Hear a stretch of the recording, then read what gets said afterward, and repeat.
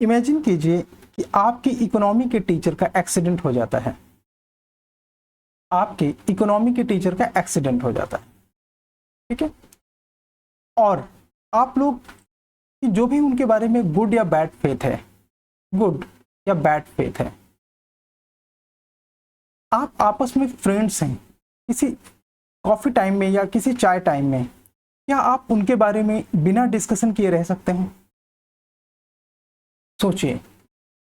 आपको पता है, कंडीशन ये है कि आपको सभी को पता है या कुछ लोगों को पता है कि किसी टीचर का एक्सीडेंट हुआ जिनसे आप पढ़ते हैं, फिर उसके बाद आप लोग आपस में साथ में बैठ के बातें कर रहे हैं। क्या ऐसा हो सकता है कि आप अपने उस टीचर के बारे में डिस्कशन ना करें? सोचिए, ऐसा क्यों? कि अगर आप आपस में जानते हैं ये बात, तो आप उसके बारे में डिस्कस जरूर करते हैं। ये डिस्कस आप इसलिए करते हैं क्योंकि आप सर्टेन लेवल पे इंटेलिजेंट हैं। आप सर्टेन लेवल पे इंटेलिजेंट हैं। आपको ये पता है कि एक्चुअल में हुआ क्या, उसके बारे में आपकी अंडरस्टैंडिंग है। अंडरस्टैंडिंग है, ठीक है। और इस अंडरस्टैंडिंग को टेक्नोलॉजी की भाषा में परवेसिव इंटेलिजेंस कहते हैं। परवेसिव इंटेलिजेंस कहते हैं। मतलब क्या? अब ये समझने के लिए एक और एग्जांपल लेते हैं, जरा इस बात पे ध्यान देना है, ठीक है। परवेसिव इंटेलिजेंस, इसको समझने के लिए एक और एग्जांपल लेते हैं। मान लेते हैं कि मिस्टर एक्स कोई पर्सन है, ठीक है। इनकी वाइफ किसी समय में ट्रेन से ट्रैवल कर रहे हैं। ट्रेन से ट्रैवल कर रहे हैं, कौन? वाइफ। ट्रेन में एक्सीडेंट हो जाता है।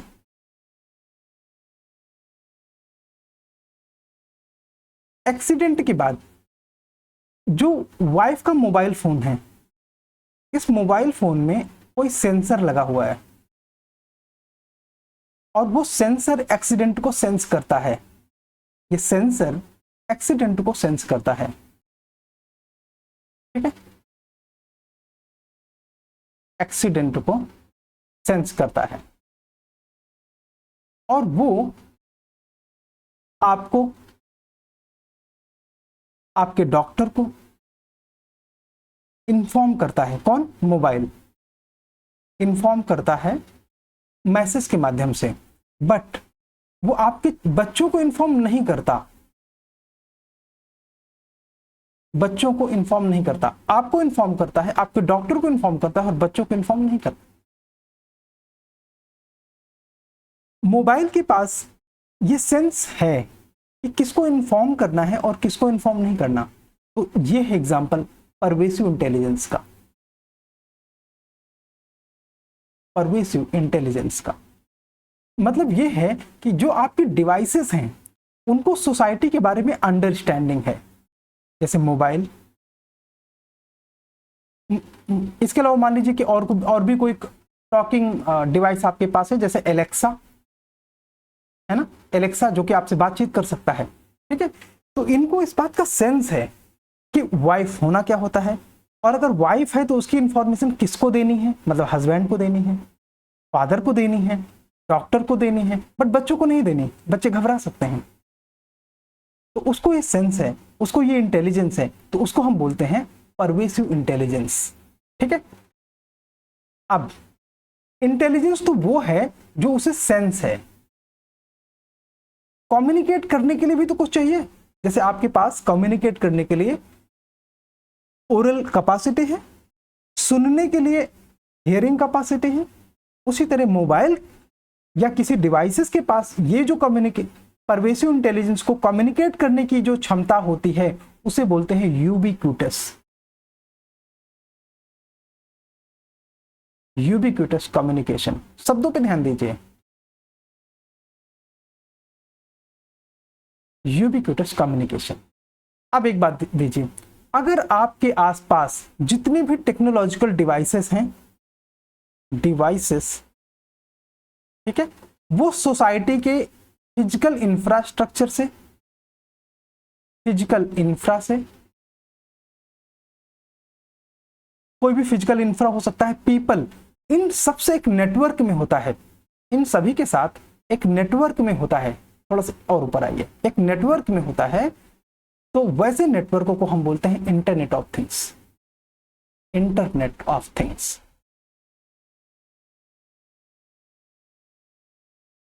ठीक है, इसको हम बोलते हैं। तो आपको किन किन शब्दों पे ध्यान देना है? एक तो परवेसिव इंटेलिजेंस पे, यूबिक्विटस कम्युनिकेशन पर, इंटरनेट ऑफ थिंग्स पर। ठीक है, एक और बात, एक और एग्जांपल इमेजिन कीजिए। जैसे कि मान लीजिए आपको प्लेस ए से प्लेस बी को जाना है, प्लेस ए से प्लेस बी को जाना है। ठीक है, बी को मान लेते हैं प्लेस सीपी, आपको ए से सीपी को जाना है। अब इसके कई सारे रूट्स हैं। ठीक है, कई सारे रूट्स हैं इस तरह से। इस रूट में ट्रैफिक है और आपके पास है एक ड्राइवर लेस कार,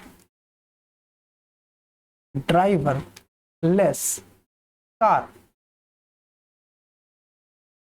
अब अगर मान लीजिए कि ड्राइवर लेस कार इस पॉइंट से लेके सीपी तक सीधे रोड पे जाती है और वो जाके यहां पे ट्रैफिक में फंस जाती है, तो क्या इसमें कोई स्मार्टनेस है? आंसर है नहीं।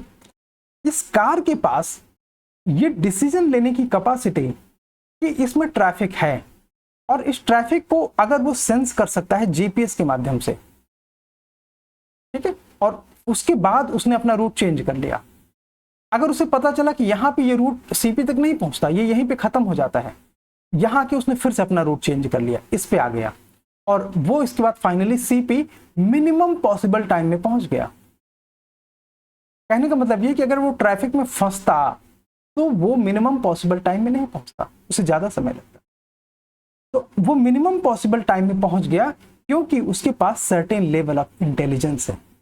और वो जो सर्टेन लेवल ऑफ इंटेलिजेंस है वो अगर आपको फीडबैक के माध्यम से आपसे कनेक्ट भी हो, जैसे मान लीजिए कि आप कोई वियरेबल डिवाइस पहनते हैं, वियरेबल डिवाइस जैसे मान लीजिए स्मार्ट वॉच एक वियरेबल डिवाइस होती है, ठीक है, उसी तरह कान में आप कोई अगर वियरेबल ईयरफोन पहनते हैं जो कि स्मार्ट है, तो वो आपको बोल के बताता है, वो आपको बोल के बताता है कि इस रूट में ट्रैफिक है इसलिए आपकी कार रूट चेंज कर रही है, और वो चेंज कर दे, इसके बाद आप एक मिनिमम पॉसिबल टाइम में सीपी पहुंच जाए। ठीक है, वो आपके लिए बेस्ट डिसीजन होगा जो कि डेटा ड्रिवन होगा। तो ये सारी चीजें, ये फिजिकल इंफ्रास्ट्रक्चर को रियल लाइफ के साथ और डिजिटल टेक्नोलॉजी के साथ कनेक्ट कर देता है, तो उसे हम इंटरनेट ऑफ थिंग्स कहते हैं। ठीक है, आज हम लोग परवेसिव इंटेलिजेंस के बारे में थोड़ी सी बात करने वाले हैं। इंटरनेट ऑफ थिंग्स थोड़ा बड़ा कॉन्सेप्ट है, उसको हम किसी और सेशन में शुरू करेंगे। हाँ, 3 बातें आपने नोट करनी है कि यूबिक्विटस कम्युनिकेशन, एक परवेसिव इंटेलिजेंस और इंटरनेट ऑफ थिंग, ये चीजें एक साथ आने वाले टाइम में पढ़ी जानी है, समझनी है। अब ये जितनी चीजें मैंने लिखी है ना, इसके बैकग्राउंड में आपको बहुत बड़ा सा 6G दिखाई पड़ता है। देखो 5G में ये सारी चीजें होने तो लगेंगी लेकिन वो बहुत एफिशिएंट नहीं रहेंगी।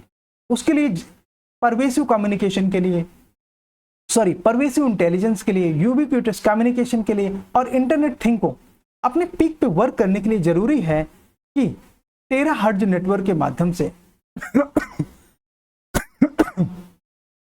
ज्यादा से ज्यादा स्मार्टनेस के साथ चीजों को डिलीवर किया जाए।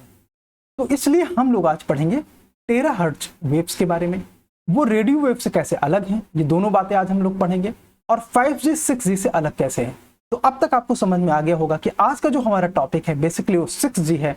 6G के बारे में ये कहा जाता है कि 2030 से पहले 6G ऑपरेशन में नहीं आएगा। तो 6G 2030 तक ऑपरेशन में आएगा। ठीक है, अब हम लोग 6G के बारे में बात क्यों कर रहे हैं, ये अपने आप में एक सिग्निफिकेंट पॉइंट है। जनवरी 2022 में पर्पल माउंटेन लेबोरेटरी, जो कि चाइना का एक लेबोरेटरी, उन्होंने क्लेम किया कि उन्होंने एक रिसर्च किया है जिसमें 206 जीबीपीएस डेटा के रेट से फर्स्ट टाइम एक लैब एनवायरनमेंट में टेराहर्ट्ज फ्रीक्वेंसी का इस्तेमाल करते हुए डेटा स्पीड प्राप्त की गई है। ठीक है, डेटा स्पीड प्राप्त की गई है। यहां से 6G का सेलुलर टेक्नोलॉजी में अपने आप में हस्तक्षेप नोट किया गया।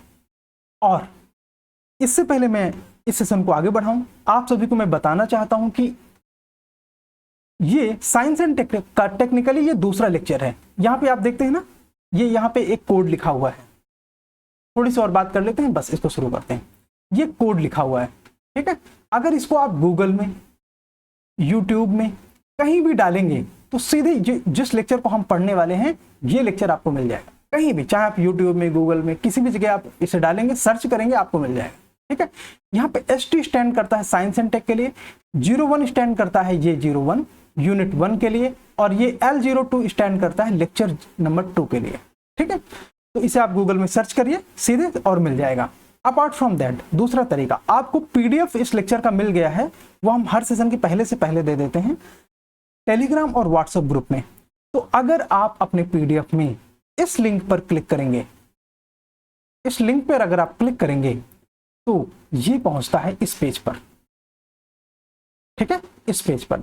और जैसे इसको आप क्लिक करते हैं, आपका जो लास्ट लेक्चर है यानी कि लेक्चर नंबर 1 वो अपने आप आपको प्राप्त हो जाता है, ठीक है। सो आज का सेशन आप लोग देखें, उसके पहले ज्यादा जरूरी यह है कि आप लोग सबसे पहले ये काम कर लीजिए कि जो पुराना लेक्चर, पिछला लेक्चर है हमारा, उसको आप पहले देखिए और 5G पे अपनी अंडरस्टैंडिंग बनाइए, क्योंकि उसमें हमने फ्रीक्वेंसी से रिलेटेड इलेक्ट्रोमैग्नेटिक स्पेक्ट्रम के बारे में, ये वाला लेक्चर आप पहले देखिए। इलेक्ट्रोमैग्नेटिक स्पेक्ट्रम के बारे में डिटेल से साइंटिफिक तरीके से डिस्कस किया है, और आप लोग अपने फीडबैक मुझे दे सकते हैं कमेंट सेक्शन के माध्यम से। So please do comment, and आज का सेशन शुरू करते हैं। भारत 6G प्रोजेक्ट के माध्यम से, भारत 6G प्रोजेक्ट के माध्यम से इंडिया 2030 तक 6G में हाई स्पीड रोल आउट करने के प्लान में है, ठीक है। और जो कि माना जाता है कि 100 टाइम्स फास्टर देन 5G होगा। देखो अब इसमें अभी जो भी एक्सपेरिमेंटल डेवलपमेंट है, ये 100 टाइम्स फास्टर होगा 5G से, किसके लिए? यूजर के लिए, ठीक है। लैब में तो 1000 गुना तेज तक 1000 टाइम्स फास्टर की भी बात करी गई है, ठीक है। सो इसके बारे में जानना जरूरी होता है। आज के सेशन से रिलेटेड कुछ क्वेश्चन UPSC ने पहले पूछे हैं, तो उनमें से एक क्वेश्चन हम लोग डिस्कस करेंगे। ये choose the correct option, radio waves bend in magnetic field. हम लोग, आपको पता है हम लोग रेडियो वेव्स के बारे में पढ़ने वाले हैं, इसलिए हमने इस क्वेश्चन को लिया है। दूसरी बात, radio waves are electromagnetic in nature, तो क्या ये बेंड करती है मैग्नेटिक फील्ड में, ये हम चेक करेंगे। दूसरा, क्या ये इलेक्ट्रोमैग्नेटिक इन नेचर है, ये तो आपको पता ही चल गया होगा अब तक। तो पहले हम सेशन खत्म करेंगे, इसके बाद देखेंगे इस क्वेश्चन का आंसर क्या होगा। ये 9 यूनिट्स है जो हमको पढ़नी है, जिसमें हम लोग पहले यूनिट में हैं IT एंड डिजिटल में, और बाकी सारी स्टोरी में टाइम पर डिस्कस करता रहता हूँ, आपको पता है। यूनिट 1 में IT एंड डिजिटल में इतनी सारी चीजें कवर करनी है। 5G कवर हो चुका है, इसलिए 5G इज ओवर। हम लोग आज 6G कर रहे हैं, तो 6G के बारे में डिटेल में पढ़ेंगे, जो कि ICT का पार्ट है, इंफॉर्मेशन एंड कम्युनिकेशन टेक्नोलॉजी का पार्ट है। इसके वेरियस एप्लीकेशन में हम धीरे धीरे एंटर कर रहे हैं, ठीक है। So about 6G in telecommunication, 6G अपने आप में 6th जनरेशन मोबाइल सिस्टम के बारे में है, 6th जनरेशन मोबाइल सिस्टम के बारे में है, जो कि अभी अंडर डेवलपमेंट वाली स्टेज में है। और ये अपने आप में वायरलेस कम्युनिकेशन ऑफर करता है। सेलुलर डेटा में ये one of the peak data flow आपको और डाउनलोडिंग स्पीड प्रोवाइड करेगा। ये अपने आप में एक प्लान्ड सक्सेसर है। प्लान्ड क्यों कहते हैं? बिकॉज अभी इसके बारे में जितने भी एक्सपेरिमेंटल स्टेज है वो बहुत ही नेसेंट स्टेज में है। तो ये 5G का सक्सेसर होगा, ठीक है, और ये सिग्निफिकेंटली ज्यादा तेज होगा। इसके अलावा 6G network are expected to be even more diverse. अब डाइवर्स किस किस सेंस में होगा, ये जब हम 5G के साथ 6G का कंपैरिजन करेंगे तो आपको पता चल जाएगा। और इसका जो ज्यादा डाइवर्स नेचर है उसकी वजह से ये यूबिक्विटस इंस्टेंट कम्युनिकेशन ऑफर करेगा, परवेसिव इंटेलिजेंस ऑफर करेगा। इसके अलावा इंटरनेट ऑफ थिंग को सक्सेसफुल बनाएगा। देखो ये सारी चीजें, इनमें से कुछ चीजें आपको जो है वो 5G के साथ देखने को मिलेंगी। ऐसा नहीं कि 5G एकदम उससे न्यूट्रल है, नहीं, लेकिन 5G के साथ जो स्पीड है उस स्पीड के साथ driverless car and pervasive intelligence का सक्सेस हो पाना थोड़ा सा डाउटफुल के साथ देखा जाता है। तो इस वजह से जब 6G आएगा तब ये सारी चीजें ज्यादा सक्सेसफुल हो पाएंगी। तो एज ऑफ 2023 जहां पे हम अभी हैं, there is no universal accepted government और नॉन गवर्नमेंट, यानी कि संसार में कोई ऐसी सरकार या गैर सरकारी संस्था नहीं है जो ये क्वालिफाई करे कि वो 6G टेक्नोलॉजी का यूज करती है।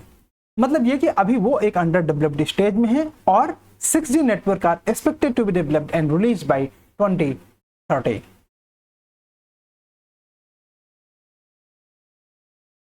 जस्ट सेकेंड, हाँ हम लोग बात कर रहे थे 6G के बारे में। अच्छा, अब प्रीलिम के लिए आपके पास कुछ इंपॉर्टेंट फैक्ट हैं कि 6G network will be operate by using signals higher end of radio spectrum. जो रेडियो स्पेक्ट्रम है ना, जिसमें हम radio waves, visible lights, infrared, ultraviolet, X rays, gamma rays के बारे में देख रहे थे, तो उसमें ये रेडियो वेव से ज्यादा तेज सिग्नल ऑफर करेगा। ठीक है, over the next 5 to 10 year fleet of low earth orbit satellite will be launch into space. बहुत सारे सैटेलाइट लॉन्च होने वाले हैं आने वाले 5 से 10 सालों में। किसमें? लो अर्थ ऑर्बिट में। तो अब आपको ये बात पता चल गई होगी कि 6G से संबंधित जो भी सैटेलाइट लॉन्च होंगे किसमें होंगे? लो अर्थ ऑर्बिट में। ये अर्थ ऑर्बिट क्या है, जब हम स्पेस टेक पढ़ेंगे तो इसके बारे में डिस्कस करेंगे। ठीक है, एंड अब ये प्रीलिम के लिए इंपॉर्टेंट है, इसको मार्क कीजिए। ठीक है, दूसरा 6G will enable pervasive intelligence, जिसके बारे में हमने शुरुआत में बात करी। Pervasive intelligence is the application of interconnected collaborative AI powered electronic design. इसके बारे में और ज्यादा डिटेल से बात करने वाले हैं जस्ट आने वाली स्लाइड्स। ठीक है, there is no real time buffering, ठीक है, इन 6G। दूसरी बात, 6G will also enable satellite integration. Satellite integration इसमें मिलेगा, visible light communication and cell free network. क्या होता है सेल फ्री नेटवर्क? ऐसे टर्म्स यूपीएससी को बहुत पसंद आते हैं कि वो आपसे सेल फ्री नेटवर्क पूछे। क्यों? क्योंकि यूपीएससी हमेशा एक लेवल ऊपर ही क्वेश्चन पूछता है।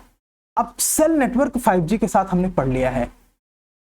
ठीक है, अगर आपने देख लिया तो ठीक है, अदरवाइज आप लास्ट सेशन देख लीजिए, आपको पता चल जाएगा कि वो सेल नेटवर्क क्या है जो हमने 5G में बात करी है।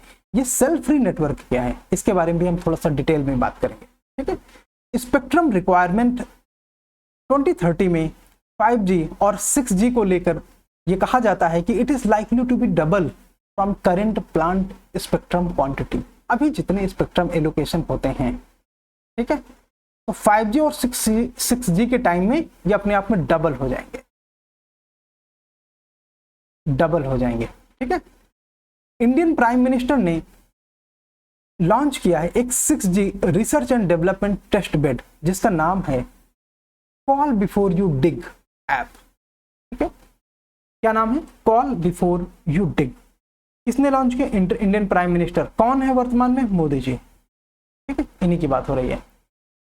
तो प्राइम मिनिस्टर ने लॉन्च किया 6G research and development test bed, call before you dig app. अब अगर प्रीलिम में एक क्वेश्चन आपसे पूछा जाता है कि what is call before you dig app about, तो आपको पता होना चाहिए it is associated to 6G research and development test. Okay, and this app is designed to prevent damage to assets such as fibre cables, ठीक है, caused by uncoordinated digging and excavation. Because इनमें बहुत सारी cost आती है, तो जब भी कंस्ट्रक्शन, डेवलपमेंट, इंफ्रास्ट्रक्चर, ऐसा कुछ भी क्रिएशन होता है तो उस समय बहुत सारी डिगिंग या एक्सकेवेशन होते हैं। तो उस एक्सकेवेशन तो कई सारे रीजन से भी होते हैं, तो उस समय फाइबर केबल्स को डैमेज ना हो, बिकॉज 6G से रिलेटेड इंफ्रास्ट्रक्चर पे धीरे धीरे वर्क शुरू हो चुका है।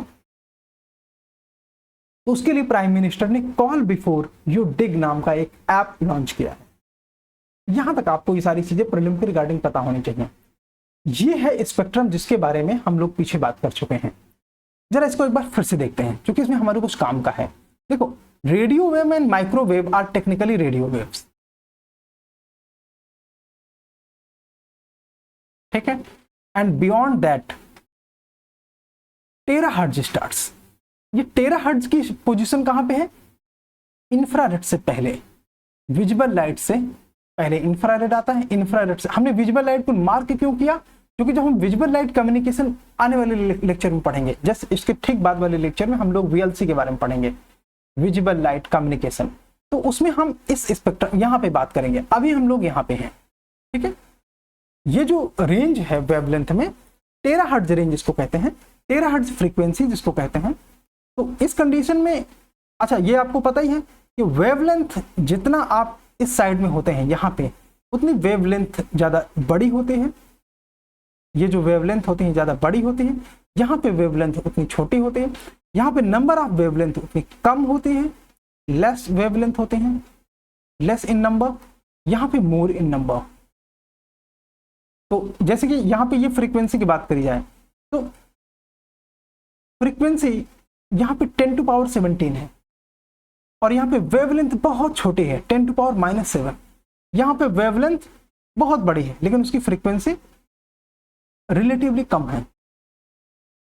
ये 10⁻⁻4, -3, -2 ये इस तरह से है, यहाँ पे 1 ऐसे, ये माइनस के साथ, ठीक है।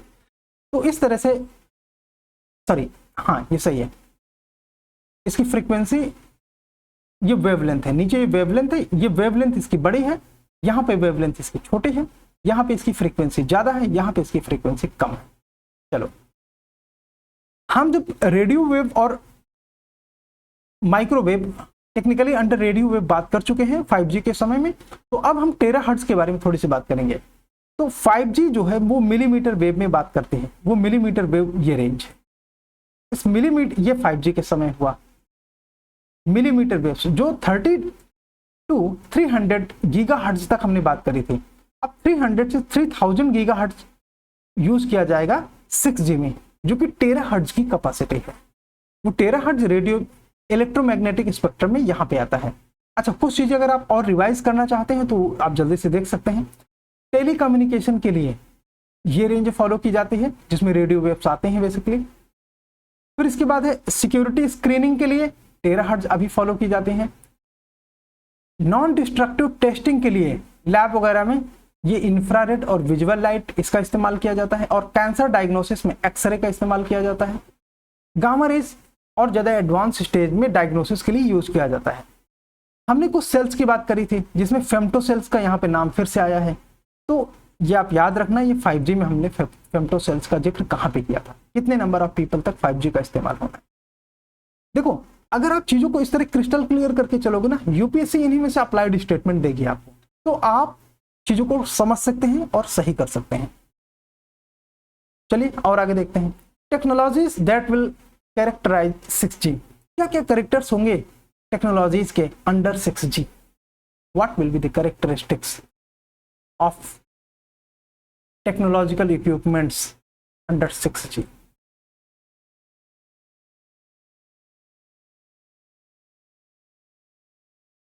It will expand the scope of wireless connectivity, wireless connectivity अभी भी है तो उसके स्कोप को बढ़ा देगी। कॉग्निशन, सेंसिंग एंड इमेजिंग, कहने का मतलब है, देखो कॉग्निशन ये होता है ना कि आपकी मेंटल कैपेसिटी क्या है। सेंसिंग, आप आउटर एटमॉस्फेयर को कैसे रियलाइज करते हो, कैसे सेंस करते हो, और फिर उसकी इमेज क्रिएट करना। कम्युनिकेशन, स्मार्ट कम्युनिकेशन में अभी हमने जो यूबिक्यूटस कम्युनिकेशन की बात करी थी या परवेसिव इंटेलिजेंस की बात करी थी, ये वो स्टेज हैं जो सारी चीजें 6G के साथ पॉसिबल होंगी। 6G access point will be able to serve multiple clients simultaneously, ये एक डिफरेंस होगा। अभी ये मल्टीपल क्लाइंट को एक साथ सर्व नहीं करता है, और via orthogonal frequency division multiple access. तो orthogonal frequency division multiple access की मांग, अब ये ऑर्थोगोनल क्या है, सब हम आने वाले स्लाइड्स में इसके बारे में थोड़ी सी और बात करने वाले हैं। It is to support billions of internet of things devices. देखो, इंटरनेट थिंग्स एक रियलिटी तभी बन पाएगी जब फिजिकल इंफ्रास्ट्रक्चर की जितने भी यूटिलिटी वाले इंफ्रास्ट्रक्चर हैं, चाहे वो आईटी इंफ्रास्ट्रक्चर हो चाहे वो गैर आईटी इंफ्रास्ट्रक्चर हो। इसके अलावा आपकी सोशल लाइफ में जो छोटे छोटे काम होते हैं, जैसे आप किसी मिल्क शॉप में जाते हैं तो मिल्क परचेज करते हैं, रेलवे के टिकट बुक करते हैं, रेलवे स्टेशन जाते हैं, तो ये सारी चीज़ जब तक कनेक्ट नहीं हो जाएंगी ना, तब तक इंटरनेट ऑफ थिंग अपने आप में सही से फ्रूट नहीं दे पाएगा। और उसके लिए जरूरी है कि बिलियंस ऑफ इंटरनेट डिवाइसेस एक साथ कनेक्शन में आए। तो वो 6G के साथ पॉसिबल होगा, वर्ल्ड वाइड ये काम हो सकेगा, ठीक है। और ये इनेबल करेगा पीपल को एंजॉय करना क्या, application such as virtual reality, augmented reality, mixed reality या मर्ज रियलिटी भी इसको कहते हैं, मर्ज्ड रियलिटी, ठीक है। हम लोग virtual reality, augmented reality and merge reality के बारे में आने वाले सेशंस में पढ़ेंगे, इसमें इसको हम बहुत डिटेल से डिस्कस नहीं कर रहे हैं। 6G is expected to be incredibly fast. कितना फास्ट, अब ये फिर प्रीलिम के लिए आप इसे नोट करो। Data speed up to 1 TBps, terabyte में इसकी स्पीड होगी, at least 1000 times the speed of 5G connection. ये लैब की बात है, ठीक है। Imagine downloading 2 hour movie in 1 to 3 seconds। 2 घंटे की एक फिल्म को जो कि 4K या 8K विजुअल के साथ है, ठीक है, उसको अगर ये कुछ सेकंड्स में डाउनलोड करें तो ये फीचर होगा 6G का। 6G के बारे में अगर हम शॉर्ट में बात करना चाहें तो ये कंप्यूटेशन को यूबिक्यूटस लेवल पे ले आएगा, नॉलेज सिस्टम के साथ उसे इंटीग्रेट करेगा, और जो सेंसिंग है वो बहुत प्रिसाइज होगी। ऐसा नहीं कि किसी और की बीवी का एक्सीडेंट आपकी बीवी के नाम पे वो आपको मैसेज दे दे, है ना, ऐसा नहीं होगा। और ये ह्यूमन और मशीन के बीच में इंटरफेस को डेवलप करेगा, ठीक है। तो ये है 6G के फीचर्स। चलिए 5G और 6G के बीच में डिफरेंस को हम लोग स्टैब्लिश करते हैं। समझने के लिए पहले आप ये देखिए, ये दोनों चीजें मेजर करते हैं कि अगर कोई डेटा जिसका साइज कितना है 21 टेराबाइट, 21 टेराबाइट साइज का डेटा जिसको कि 5G डाउनलोड करेगा 5 घंटे में, उसे 6G डाउनलोड करेगा 18 सेकंड में, 18 सेकंड्स में। जरा ये कंपैरिजन आप देखिए तो आपको पता चलेगा कि how faster the 6G will be. और कुछ कंपैरिजन देखते हैं कैरेक्टरिस्टिक्स में। डेटा रेट्स जो हैं अपलोडिंग के लिए 10 Gbps और इसमें 1 TBps, डाउनलोडिंग के लिए 20 Gbps और ये 1 to 10 TBps।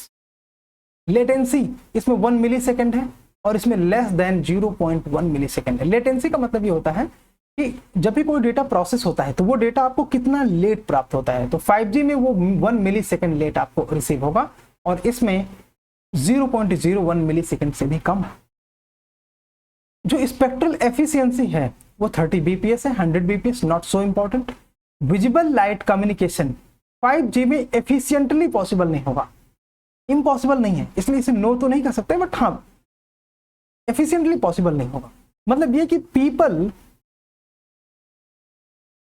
5G के साथ विजिबल लाइट कम्युनिकेशन को रियलाइज नहीं कर पाएंगे, 6G के साथ कर पाएंगे। परवेसिव आर्टिफिशियल इंटेलिजेंस जिसके बारे में अभी हमने बात करी, इसमें नहीं है, 6G में है। रियल टाइम बफरिंग इसमें नहीं है, नो।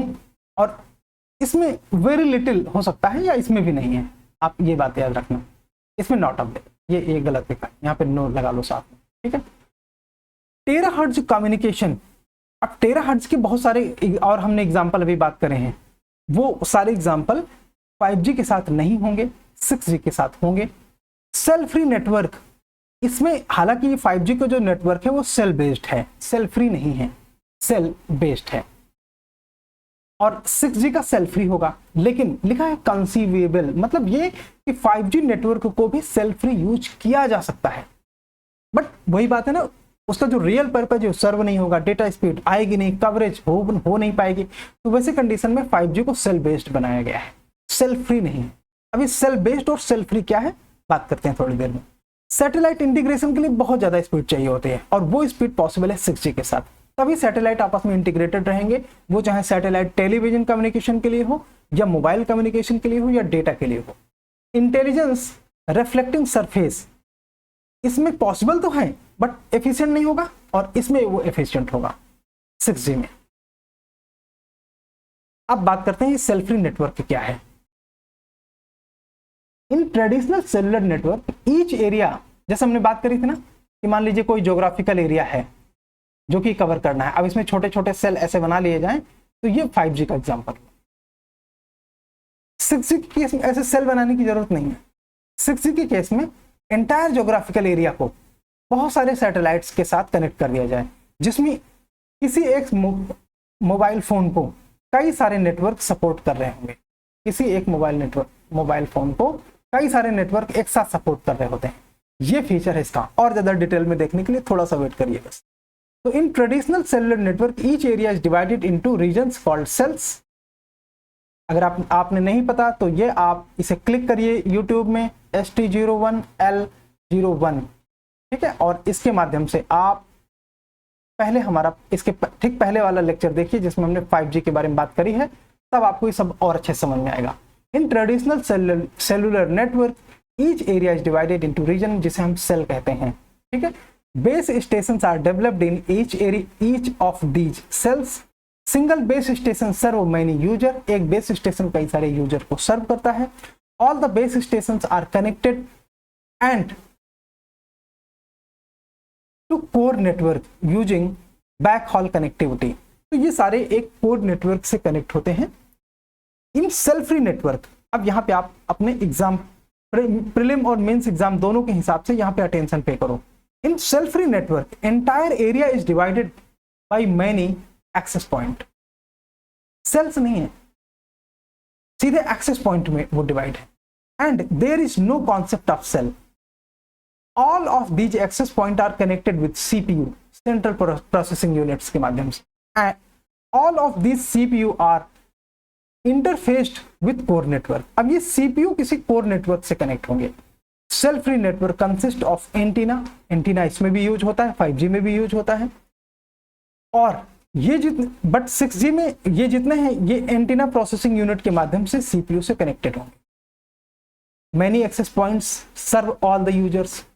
अब यहाँ पे ये इंपॉर्टेंट है कि कोई एक एक्सेस पॉइंट एक यूजर को सर्व नहीं कर रहा होगा, मैनी एक्सेस पॉइंट सर्व करेंगे ऑल द यूजर्स को और उसको इन्फ्लुएंस करेंगे। One user is served by multiple access point in cell free network. ये बहुत इंपॉर्टेंट है प्रीलिम के लिए। अगली बार जब स्टेटमेंट्स आएंगे वो चाहे 2024 में आए या 2025 में आए, देखो यूपीएससी को पकड़ना है तो एक कदम आगे रहना पड़ेगा। आप बैकवर्ड डायरेक्शन में पढ़ाई करोगे, जो चीजें हो चुकी हैं, जो चीजें बहुत आलतू फालतू मैगजीन्स में प्रिंट होती हैं, किताबों में लिखा पढ़ा है गार्बेज, अगर वो सब पढ़ोगे कभी नहीं निकलेगा एग्जाम, हमेशा परेशान रहो। चीजों को एक स्टेप अहेड रखो। अगर आप इसके बारे में ज्यादा पढ़ना चाहते हैं तो आप इस लिंक को क्लिक करिए। ये लिंक आपको एक डिफरेंट वेबसाइट में ले जाएगा, वहां पे आप इसके बारे में और ज्यादा डिटेल से पढ़ सकते हैं। हमारे काम का जो है उसको हम थोड़ा सा देख लेते हैं। ये तो रहा सेलुलर नेटवर्क जो 5G के टाइम में, 4G में भी होता है, 5G में और ज्यादा सेल्स होंगे, बस इतना ही डिफरेंस है, नंबर ऑफ सेल्स ज्यादा है 5G में 4G की तुलना में। तो 5G के टाइम पे इस तरह के सेल्स होंगे और ये सेल्स यूजर को सर्व कर रहे होंगे। 6G के टाइम ये सेल फ्री नेटवर्क है जिसमें ढेर सारे एक्सेस पॉइंट होंगे और एक से अधिक एक्सेस पॉइंट वन यूजर को सर्व कर रहा होगा। ये किसी सेंट्रल प्रोसेसिंग यूनिट से कनेक्ट होंगे, ठीक है। ये बात आपको समझ जानी चाहिए यहां तक। अब चलिए बात करते हैं जिसके बारे में हमने थोड़ी सी डिटेल अभी डिस्कस करी थी कि क्या है परवेसिव इंटेलिजेंस। परवेसिव इंटेलिजेंस के बारे में, the concept of pervasive intelligence involve embedding AI capabilities, artificial intelligence को यहाँ पे AI लिखा गया है, into wide range of devices, objects and system, each creating networked system। मतलब आपकी बहुत सारी डिवाइसेस जैसे मोबाइल फोन, टॉकिंग डिवाइस का एग्जांपल है एलेक्सा। नहीं जानते आप, उससे मैंने बोला था कि आप गूगल करिए और कमेंट करके बताइए कि एलेक्सा क्या होता है। इसके अलावा और भी आपके घर में जो, जैसे मान लीजिए आपका कंप्यूटर सिस्टम है, जो भी और डिजिटल टूल्स आप यूज करते हैं जैसे वियरेबल डिवाइसेस, इन सबको कनेक्ट करेगा। और जो हमने कॉन्सेप्ट पीछे डिस्कस किया है परवेसिव इंटेलिजेंस का, वो उसका उद्देश्य वो है, this can include smartphone, smart home devices, जो भी आप अपने घर में स्मार्ट डिवाइसेस इस्तेमाल करते हैं, variable devices, autonomous vehicle. Autonomous vehicle कौन से होते हैं? Driverless car. हम लोग पढ़ेंगे ड्राइवरलेस कार के बारे में, ड्राइवरलेस कार। पब्लिक इंफ्रास्ट्रक्चर, जो पब्लिक इंफ्रास्ट्रक्चर होंगे डिजिटल नेचर के, और बहुत सारी चीजों को। Pervasive artificial intelligence relies on technology such as machine learning, हम इसके बारे में डिटेल में पढ़ेंगे। Machine learning, natural language processing, computer vision, yes, smart eyes या smart camera. Smart camera basically smart eyes. जैसे मान लीजिए आपने अपने घर में एक स्मार्ट सीसीटीवी लगा रखा है। अब वो स्मार्ट क्यों कहा गया कि मान लीजिए ये सीसीटीवी पहचानता है कि कोई क्रिमिनल है जिसको कि उसने टेलीविजन में देखा या टेलीविजन न्यूज में आया, और अगर वो क्रिमिनल आपके घर में घुसने की कोशिश करता है तो ये जो स्मार्ट सीसीटीवी है ना, ये आपको इन्फॉर्म करेगा, वो उसको रोकेगा। पहले तो कैसे? हूटर के माध्यम से, बीप के माध्यम से, किसी साउंड के माध्यम से, नॉइज करके उसे रोकेगा, आपको इन्फॉर्म करेगा कि XYZ पर्सन जो कि क्रिमिनली आइडेंटिफाइड है और वो एंटर करने की कोशिश कर रहा है, ये उसे हम बोलते हैं स्मार्ट कैमरा। आजकल ये सब आने लगा है, ठीक है। बट ये कि जब वो किसी नेटवर्क में होंगे ना, और वो मल्टीपल चीजों को सेंस करके उसको अंडरस्टैंड करके कम्युनिकेट करेंगे, तब हम उसे परवेसिव इंटेलिजेंस बोलते हैं। और ये सब कुछ संभव होने वाला है 6G के साथ। इट रिक्वायर्स रोबस्ट कनेक्ट, अच्छा और क्या है, ये कंप्यूटर विजन, हाँ, और sensor network, data analytics. It requires robust connectivity. Devices and system must communicate, exchange information seamlessly, मतलब full time, all time. With pervasive artificial intelligence, the goal is to create an environment where artificial intelligence is always available, adapting to our need and provide personalized assistance. This can include voice-based virtual assistant, जैसे कि Siri और Alexa करते हैं, smart home.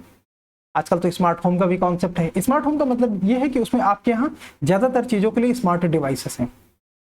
For example आपके door, अगर आपने face recognition के माध्यम से डोर ओपन करने की बात करी तो जो फेस आप अपने मोबाइल में सेलेक्ट कर लेंगे, ये दरवाजा सिर्फ उन लोगों के लिए ओपन होगा। स्मार्ट विंडो, खिड़कियां, इसके अलावा सीसीटीवी, स्मार्ट टॉकिंग डिवाइस, इस तरह की सारी चीजें अगर आपके घर में है तो आपका घर एक स्मार्ट होम कहलाएगा। लाइटिंग, टेलीविजन, फैन, हर चीज, ठीक है। और वो केवल लाइटिंग नहीं, टेम्परेचर और जितने भी ह्यूमन सेंसेस के लिए रिक्वायर्ड चीजें होती हैं उन सबको सेंस करे। लिसनिंग, यस, उसकी हियरिंग कैपेसिटी हो, बिकॉज ह्यूमन सेंस है ना, ह्यूमन के पास 5 सेंस हैं। ईयर, हियरिंग, सुनने के लिए कान है आपके पास, देखने के लिए आईज हैं,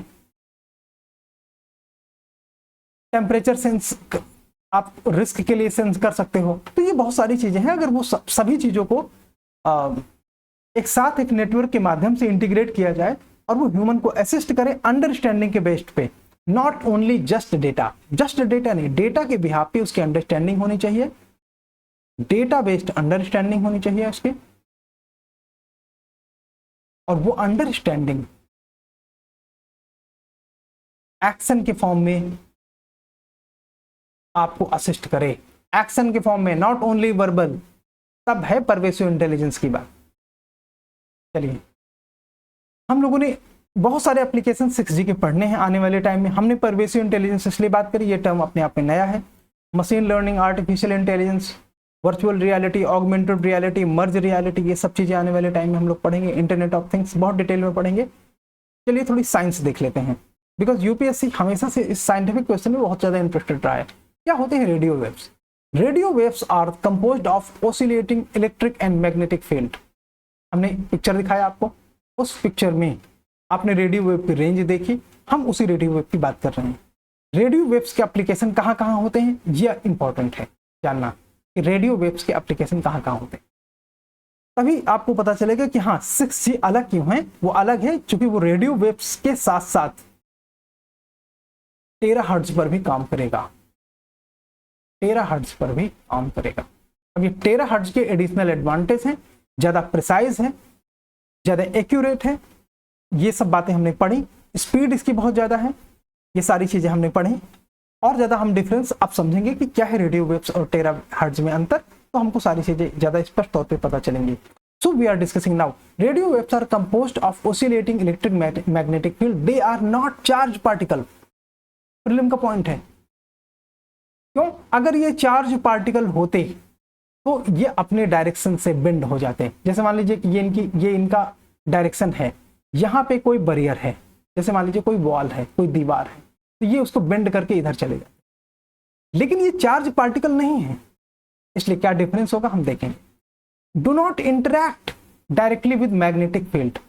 जैसे मान लीजिए बैरियर है यहाँ पे मैग्नेटिक फील्ड का, ये उससे इंटरैक्ट नहीं करते।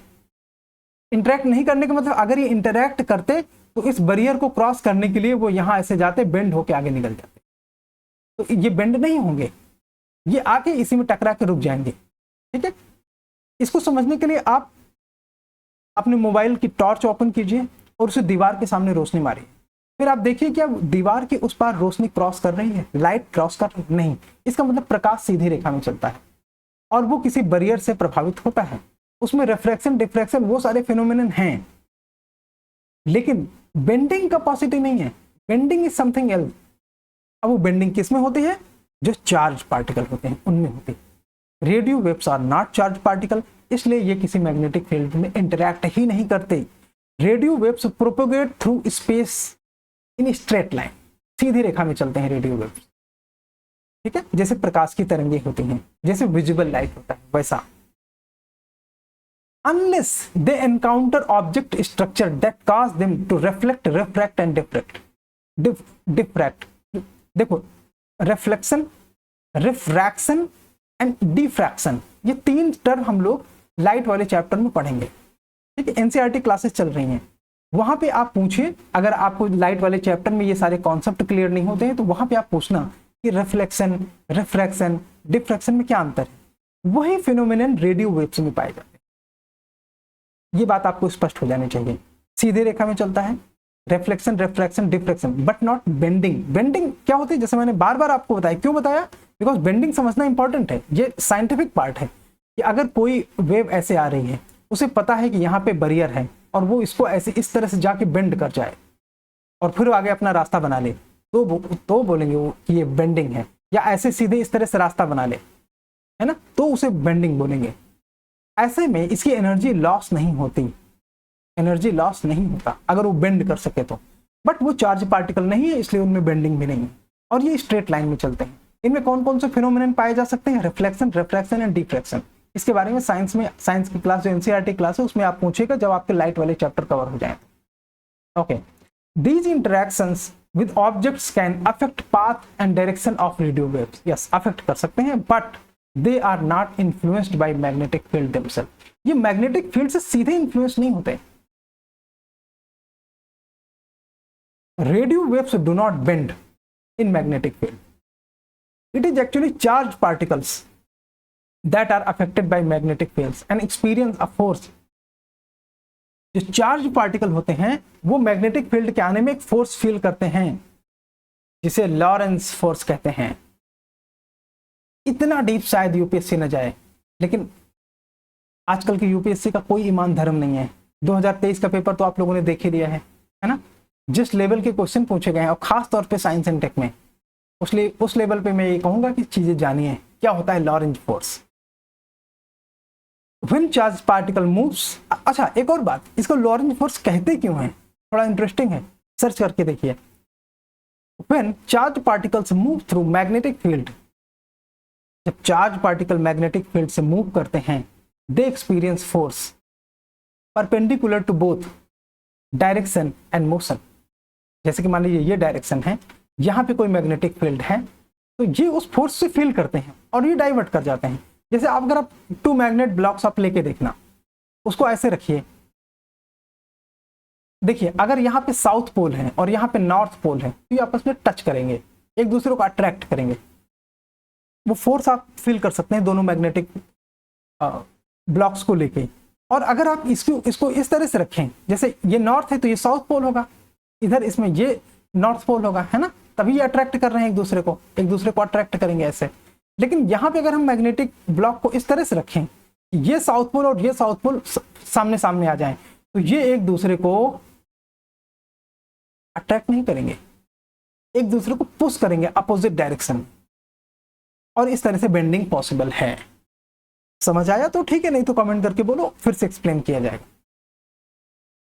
तो ये परपेंडिकुलर टू बोथ, डायरेक्शन और मोशन के परपेंडिकुलर बेंड होते हैं charge particles. This force causes charge particle to change their path. जो चार्ज पार्टिकल होंगे वो अपना पाथ चेंज कर देते हैं और ये अपने ट्रेजेक्टरी से कर्व हो जाते हैं। ठीक है, ये डिफरेंस है चार्ज पार्टिकल और रेडियो वेव्स में। साइंटिफिक पार्ट समझिए, बाकी बहुत फैक्चुअल चीजें बहुत कुछ है रेडियो वेव्स में।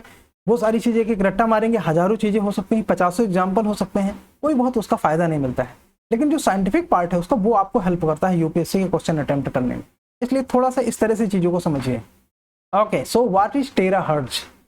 टेराहर्ट्ज वेव्स, जैसे कि हमने ऊपर पिक्चर में देख लिया, इंफ्रारेड के पहले, है ना, इंफ्रारेड से इधर टेराहर्ट्ज की रेंज आती है। Terahertz wave like some other form of electromagnetic radiation, तो ये भी इलेक्ट्रोमैग्नेटिक रेडिएशन का पार्ट है। अंडरगो बेंडिंग एंड डिविएशन, आप ध्यान दीजिए, टेराहर्ट्ज में ये बेंडिंग है, डिविएशन है। ठीक है, this phenomenon is known as refraction in this case. When terahertz wave transition from one medium to another, जब भी टेराहर्ट्ज वेव एक मीडियम को चेंज करते हैं, कोई मीडियम, वो एयर से वाटर हो सकता है या कोई और भी मीडियम, ग्लास हो सकता है, कोई दूसरा सॉलिड हो सकता है। देखो सभी चीजें मीडियम है, कोई ऐसी चीज नहीं है जो मीडियम। आप वुड जानते हैं, लकड़ी, हाँ मीडियम है, आयरन मीडियम है, ग्लास मीडियम, सभी चीजें मीडियम है। यूनिवर्स में आप जितनी चीजें देखते हैं वो इन वेव्स के लिए मीडियम का काम करते हैं। Of course they all are medium. हम सिंपलिस्टिक एग्जांपल लेते हैं, एयर वाटर के क्यों लेते हैं? बिकॉज ये आपने क्लास 10th में पढ़ी है। ग्लास का क्यों लेते हैं? बिकॉज ये आपने क्लास 10th में पढ़ा है।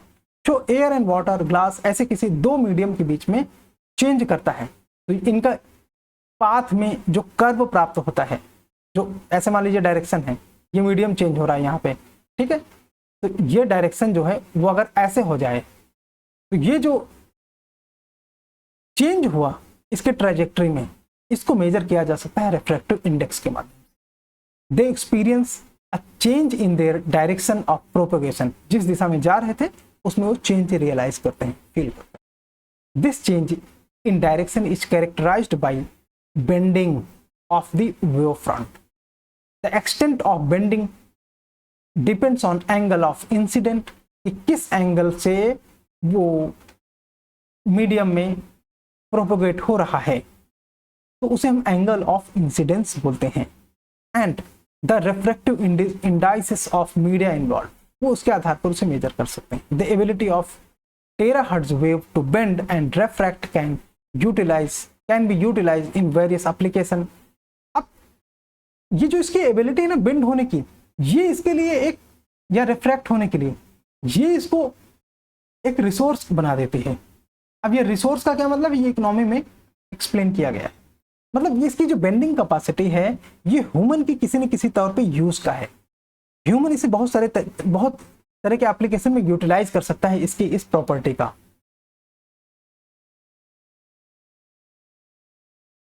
जैसे कि imaging, spectroscopy and non destructive testing. इसका एक एग्जांपल लेते हैं। जैसे मान लीजिए ऑटोमेटिक डोर्स होते हैं, ऑटोमेटिक डोर्स होते हैं। अभी आप मेट्रो में जाते होगे ना, तो जो सिक्योरिटी पर्सन है उसके पास एक डिवाइस होती है, वो उस डिवाइस के माध्यम से सेंस करता है कि आपके पास कोई मेटल तो नहीं है, तो मेटल डिटेक्टर हम उसको बोलते हैं, मेटल डिटेक्टर बोलते हैं। टेराहर्ट्ज की कैपेसिटी ये है कि ये आपकी बॉडी को अंदर तक स्कैन कर सकता है। मतलब ये कि आपकी बॉडी के अंदर कोई हार्मफुल सब्सटेंस तो नहीं है, जो आप, जैसे बॉम्ब, आपने अपने बॉडी के अंदर तो बॉम्ब नहीं इंस्टॉल कर रखा, जो सुसाइड बॉम्बर्स होते हैं वो ऐसा कर सकते हैं। तो टेराहर्ट्ज फ्रीक्वेंसी के माध्यम से उसे स्कैन किया जा सकता है, ये इसका एडवांटेज है। By studying the bending and reflection of terahertz waves, researcher can gain valuable information in properties and composition of materials they interact with. जैसे ह्यूमन के अंदर मटेरियल है, उन मटेरियल के माध्यम से हम समझ सकते हैं कि कौन से सब्सटेंस हैं जो प्रिवेंटिव इन नेचर हैं, कौन से हार्मफुल सब्सटेंस हैं, कौन से प्रोहिबिटेड सब्सटेंस हैं। Got it? Radio waves and terahertz में क्या डिफरेंस है, थोड़ा सा इसको भी देखेंगे। पहले तो फ्रीक्वेंसी, अब ये सब आपके लिए प्रीलिम के लिए बहुत इंपॉर्टेंट है, ये पूरा चार्ट ध्यान देना। फ्रीक्वेंसी, रेडियो वेव्स कुछ किलो हर्ट्ज से लेके कुछ 100 गीगा हर्ट्ज तक रेंज है इसकी, रेडियो वेव्स की। They are commonly use for long distance communication, broadcasting, wireless technologies जैसे वाईफाई। टेराहर्ट्ज वेव्स क्या होते हैं, इनकी जो फ्रीक्वेंसीज है ये टेराहर्ट्ज में है, मतलब ये कि इनकी फ्रीक्वेंसी ज्यादा है, मोर फ्रीक्वेंसी टेराहर्ट्ज के केस में। देखो फ्रीक्वेंसी ज्यादा मतलब वेवलेंथ छोटी, ये ध्यान रखना। उल्टा रिलेशन मैंने कल बताया था पिछले लेक्चर में, which is higher than radio waves, मतलब इनकी टेराहर्ट्ज की जो फ्रीक्वेंसी है वो रेडियो वेव से काफी ज्यादा है। कितनी है वो हमने देख लिया है, बट लोअर, कम है किससे, इंफ्रारेड से। हमने बोला कि इंफ्रारेड स्पेक्ट्रम में इसकी जो पोजीशन है इंफ्रारेड से पहले है, इसलिए कम है। Terahertz frequency range span approximately 0.1 terahertz to 10 terahertz. अब इसकी वेवलेंथ, तो रेडियो वेव्स की वेवलेंथ कुछ मीटर से कुछ मिलीमीटर तक है। टेराहर्ट्ज की जो वेवलेंथ है वो शॉर्टर है रेडियो वेव की तुलना में, और कुछ मिलीमीटर से कुछ माइक्रोमीटर तक ही है। एप्लीकेशन, रेडियो वेव्स को आप यूज कर सकते हैं रेडियो एंड टेलीविजन ब्रॉडकास्टिंग में, एएम या एफएम रेडियोस में, रडार सिस्टम में, सैटेलाइट कम्युनिकेशन में, वायरलेस नेटवर्क में। कल हमने इसके बारे में डिटेल से बात करी थी कि कौन सी टेक्नोलॉजी को कितनी वेव्स की रिक्वायरमेंट होते हैं। टेराहर्ट्ज के केस में क्या है कि इनको स्पेक्ट्रोस्कोपी में यूज कर सकते हैं, मटेरियल एनालिसिस में यूज कर सकते हैं, सिक्योरिटी स्कैनिंग में यूज कर सकते हैं, जैसे एयरपोर्ट का स्कैनर होता है। मेडिकल इमेजिंग में इसका इस्तेमाल किया जा सकता है, हालांकि मेडिकल इमेजिंग में और ज्यादा फ्रीक्वेंसी वाली वेव्स इस्तेमाल होते हैं, जैसे एक्सरेज, गामा रेज, वो उनका यूज ज्यादा प्रिसाइज है। आज की डेट में हम लोग टेराहर्ट्ज से मेडिकल इमेजिंग करेंगे तो बहुत ज्यादा वाइज आइडिया नहीं है, बट पॉसिबल है, यस। रेडियो वेव से नहीं पॉसिबल है, टेराहर्ट्ज से पॉसिबल है। नॉन डिस्ट्रक्टिव टेस्टिंग के लिए यूज कर सकते हैं, हाई स्पीड वायरलेस कम्युनिकेशन के लिए इस्तेमाल कर सकते हैं, जैसे 6G। शॉर्ट रेंज सिनेरियोज के लिए इसका इस्तेमाल किया जा सकता है। और पेनिट्रेशन कहाँ कहाँ पे कितना हो सकता है, ये एक डिफरेंस देख सकते हैं। रेडियो वेव्स का जो पेनिट्रेशन है वो अच्छा है, किसमें, वॉल्स में, बिल्डिंग में एंड अदर ऑब्स्टेकल्स में, विच इनेबल लॉन्ग रेंज कम्युनिकेशन, जिसकी वजह से रेडियो वेव्स के साथ लॉन्ग रेंज कम्युनिकेशन प्राप्त किया जा सकता है। लॉन्ग रेंज मतलब दूरी तक का कम्युनिकेशन प्राप्त किया जा सकता है। They are less absorbed by most material, ये मोस्ट मटेरियल से ऑब्जॉर्ब नहीं होते, allowing them to propagate over longer distance, लंबी दूरी तक ये प्रोपेगेट हो सकते हैं। टेराहर्ट्ज ये लिमिटेड पेनिट्रेशन है to most solid objects including clothing, plastic, biological tissues. They are strongly absorb होते हैं by water vapour, which can be advantages in some application but restrict their range and require careful consideration in real world scenarios. मतलब कुछ मामले में इसके advantage हो सकते हैं तो कुछ मामले में रिस्ट्रिक्ट कर सकता है, तो वो एडवांटेजेस नहीं भी हो सकते। तो दोनों के अपने अपने एडवांटेज हैं, टेराहर्ट्ज और रेडियो वेव्स के। इतने अंतर खास हैं, बाकी देखो इसके अलावा 10 से ज्यादा अंतर और आपको मिल जाएगा किसी, अगर आप ढंग की वेबसाइट फॉलो करते हो तो, जैसे साइंस डायरेक्ट में या science.org में आपको इससे ज्यादा मिल सकते हैं, बट ज्यादा काम के इतने हैं जितने मैंने बात करी, frequency range, wavelength, application, penetration and absorption. इतनी बातें अगर आप ध्यान दोगे तो आपका ये काम हो जाएगा। So now we are coming to the question जो हमने पीछे यूपीएससी ने पूछा था आपसे कि रेडियो वेव्स बेंड होते हैं क्या in magnetic field? No, radio waves do not bend. Radio waves are electromagnetic in nature, yes. तो both A are true, no. Both A are true, no. A is true, no. A is false, yes. So you got your answer. Hindi medium आप अपने हिसाब से चीजों को यहाँ पे पढ़िए, और कोई डाउट है तो क्वेश्चन पूछिए। एक मेंस का क्वेश्चन है, radio waves and terahertz waves are both forms of electromagnetic radiation but they differ in their frequency range and application. बस इसमें आपको हाँ हिंदी में बता देता हूँ, जो लोग हिंदी में आंसर लिखना चाहते हैं इसका, आप लोगों में से कुछ लोगों के मुझे आंसर मिले, लेकिन बहुत कम लोगों ने आंसर भेजे हैं। नो प्रॉब्लम, धीरे धीरे प्रैक्टिस करिए, आंसर लिखने की हैबिट डेवलप कीजिए। शो हाँ, ये क्वेश्चन ये बोलता है कि रेडियो वेव्स और टेराहर्ट्ज वेव्स दोनों, रेडियो वेव्स एंड टेराहर्ट्ज, एक मिनट, टेराहर्ट्ज वेव्स दोनों इलेक्ट्रोमैग्नेटिक रेडिएशन के फॉर्म हैं। दोनों लिख लीजिए, इलेक्ट्रोमैग्नेटिक रेडिएशन के फॉर्म हैं, लेकिन वो फ्रीक्वेंसी रेंज और एप्लीकेशन का के आधार पर, मतलब अनुप्रयोग और फ्रीक्वेंसी के आधार पर भिन्न हैं। इस पर आपको एक आंसर लिखना है, बस 150 वर्ड का, ठीक है। आंसर टेलीग्राम में आप भेज सकते हैं, टेलीग्राम में आप सेंड कर सकते हैं मुझे, या ईमेल कर सकते हैं, जीमेल। कहाँ है आपको जीमेल और टेलीग्राम का लिंक मिलेगा? यहाँ पे,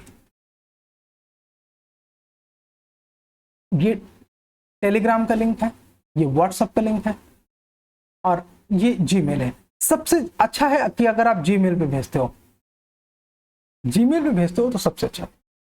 so thank you so much, और पढ़ाई करते रहिए, कोई डाउट्स आते हैं तो पूछिए।